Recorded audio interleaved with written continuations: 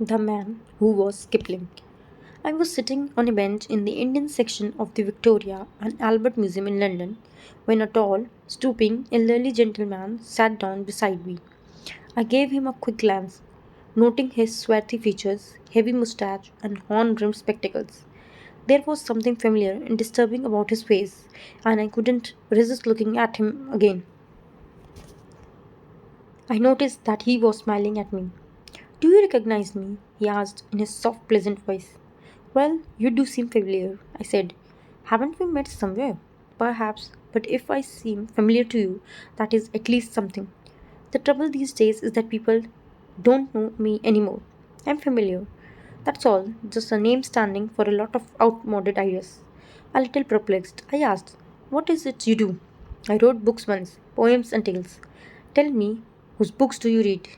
"Oh, Morgan, Priestley, Thurberg, and among the older lot, Bennett and Wells." I hesitated, groping for an important name, and I noticed a sad shadow, pass across my companion's face. "Oh, yes, and Kipling," I said. "I've read a lot of Kipling." His face brightened up at once, and the eyes behind the thick lensed spectacles suddenly came to life. "I am Kipling," he said. I stared at him in astonishment, and then, realizing that he might perhaps be dangerous, I smiled feebly and said, "Oh, yes, you probably don't believe me. I am dead, of course." "So I thought." "And you don't believe in ghosts?" "No, not as a rule. But you'd have no objection to talking to one if he came along." "I'd have no objection. But how do I know you are Kipling? How do I know you are not an impostor?" "Listen then. When my heavens were turned to blood, when the dark had filled my day, farthest but most faithful stood the lone star I cast away. I had loved myself, and I have not lived and dare not die. Once," he said, gripping me by the arm and looking me straight in the eye, "once in life I was the star, but I wished her to go." "Your star hasn't fallen yet," I said, suddenly moved, suddenly quite certain that I sat beside Kipling. "One day, when there is a new spirit of adventure abroad, we will discover you again." "Why have you they open heaped scorn on me for so long?"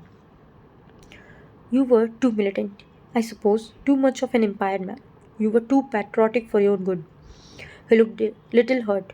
"I was never very political," he said. "I wrote over 600 poems, and you could only call a dozen of them political.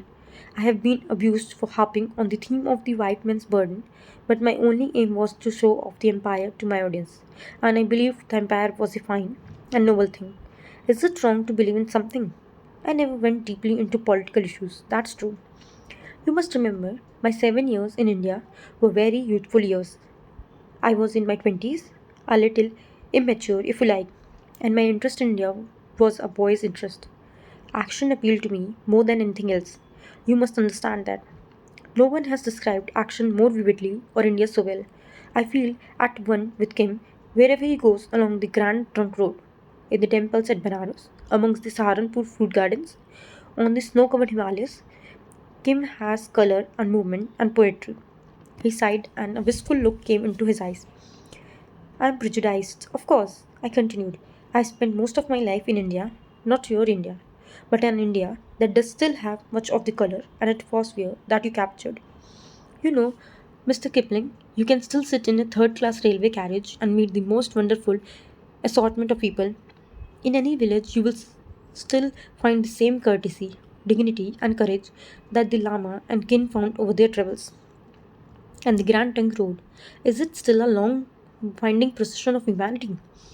"Well, not exactly," I said, a little ruefully. "It is just a procession of motor vehicles now. The poor Lama would be run down by a truck if he became too dreamy on the Grand Trunk Road. Times have changed. There are no more Mrs. Hawksbys in Simla, for instance." There was a far look Kipling's eyes. Perhaps he was imagining himself a boy again. Perhaps he could see the hills or the red dust of Rajputana. Perhaps he was having a private conversation with Privates Mulvaney and Orthis. Or perhaps he was out hunting with the Sion's wolf pack.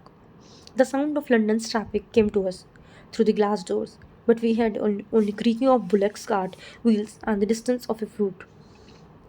He was talking to himself, repeating a passage from one of his stories, and the last puff of the day wind brought from the unseen villages the scent of damp wood smoke, hot cakes, dripping undergrowth, and rotting pine cones. That is the true smell of Himalayas, and if once it creeps into the blood of a man, that man will at the last, forgetting all else, return to the hills to die. A mist seemed to have risen between us, or had it come in from the streets, and when it cleared, Kipling had gone away.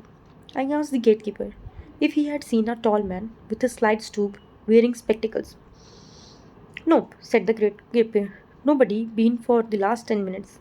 Did someone like that come with the gallery a little while ago? No, no one that I recall. What did you say the bloke's name was? Kipling, I said. Don't know him. Didn't you ever read the Jungle books? Sounds familiar. Tarzan stuff, wasn't it? I left the museum and wandered about the streets for a long time, but I couldn't find Kipling anywhere.